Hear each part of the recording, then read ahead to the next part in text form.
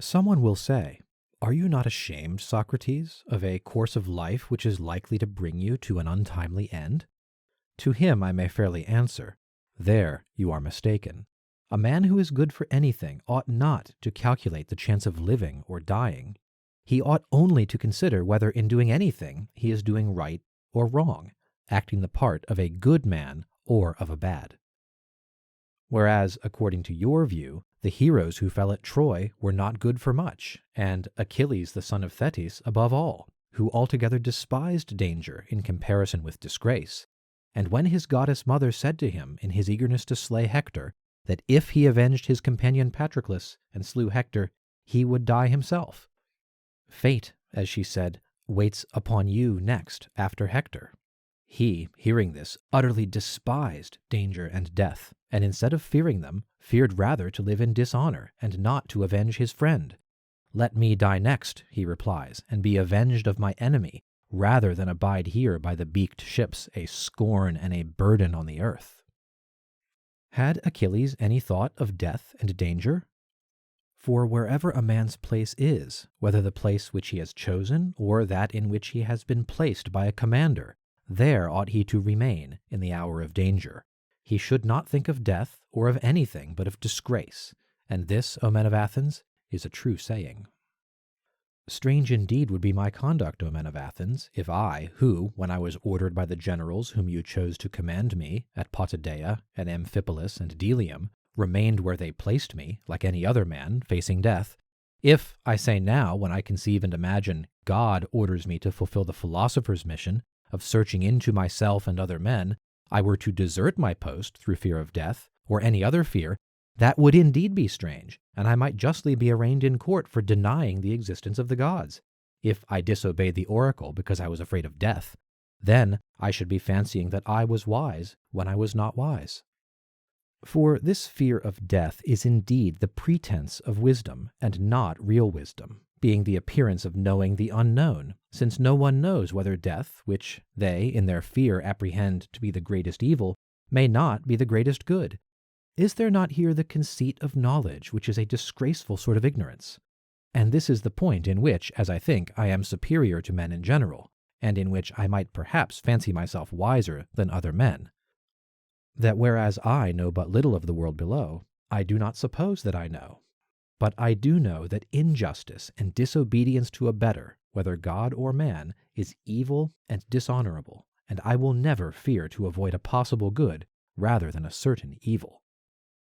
And therefore, if you let me go now, and reject the counsels of Anytus, who said that if I were not put to death I ought not to have been prosecuted, and that if I escape now, your sons will all be utterly ruined by listening to my words.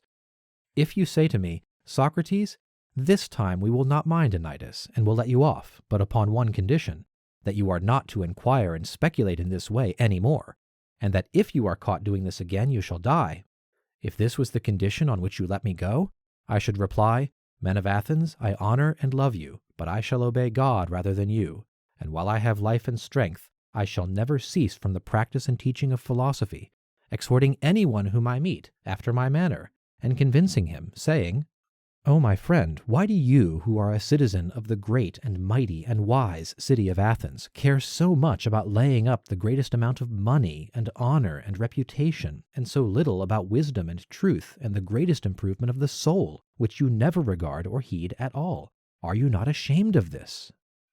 And if the person with whom I am arguing says, 'Yes, but I do care,' I do not depart or let him go at once. I interrogate and examine and cross-examine him, and if I think that he has no virtue, but only says that he has, I reproach him with undervaluing the greater and overvaluing the less.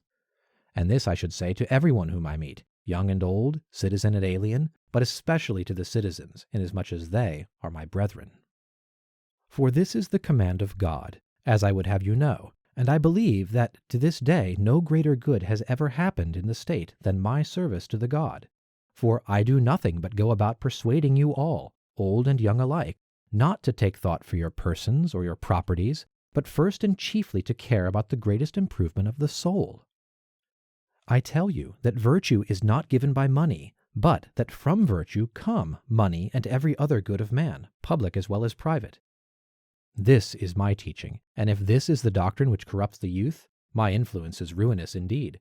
But if anyone says that this is not my teaching, he is speaking an untruth. Wherefore, O men of Athens, I say to you, do as Anytus bids, or not as Anytus bids, and either acquit me or not. But whatever you do, know that I shall never alter my ways, not even if I have to die many times. Men of Athens, do not interrupt, but hear me. There was an agreement between us that you should hear me out, and I think that what I am going to say will do you good, for I have something more to say, at which you may be inclined to cry out, but I beg that you will not do this. I would have you know that if you kill such a one as I am, you will injure yourselves more than you will injure me. Meletus and Anytus will not injure me, they cannot, for it is not in the nature of things that a bad man should injure a better than himself. I do not deny that he may, perhaps, kill him, or drive him into exile, or deprive him of civil rights, and he may imagine, and others may imagine, that he is doing him a great injury, but in that I do not agree with him. For the evil of doing as Anytus is doing, of unjustly taking away another man's life, is greater far.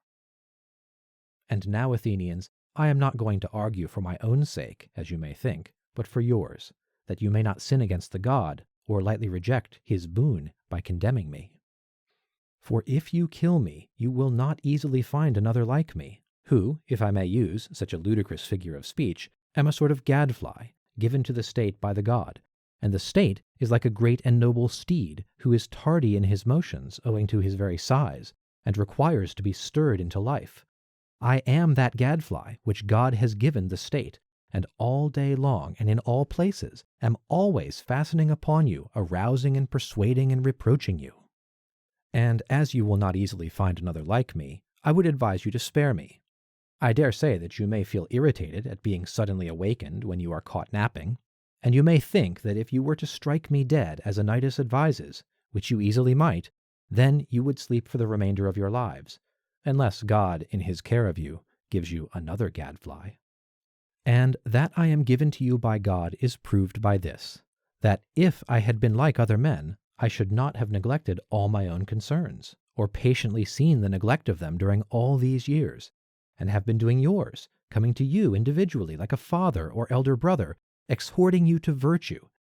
This, as I say, would not be like human nature. And had I gained anything, or if my exhortations had been paid, there would have been some sense in that. But now, as you will perceive, not even the impudence of my accusers dares to say that I have ever exacted or sought pay of anyone. They have no witnesses to that, and I have a witness to the truth of what I say. My poverty is a sufficient witness.